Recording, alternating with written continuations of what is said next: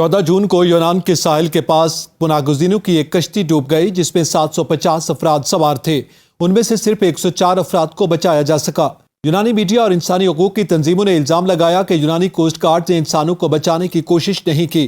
ان الزامات کی تصدیق بچ جانے والوں نے بھی کی۔ ابھی اس سانحے کی بازگشت گونج رہی تھی کہ امریکی ساحلوں کے قریب ایک آبدوز لاپتہ ہو گئی۔ اس آبدوز میں 5 افراد سوار تھے۔ برطانوی اور فرانسیسی شہریت رکھنے والے ان افراد کا تعلق طبقہ عمرا سے تھا جو سمندر کی تہہ میں موجود مشہور جہاز ٹائٹینک کا ملبہ دیکھنے کے خواہش مند تھے۔ آبدوز کے لاپتہ ہوتے ہی امریکہ اور یورپ میں تھرتھلی مچ گئی۔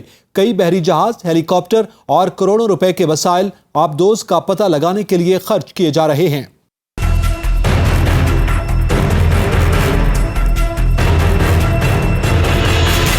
انسانی زندگی اور حقوق پر دوہرے معیار کے حوالے سے سوشل میڈیا صارفین بھی اظہار خیال کر رہے ہیں۔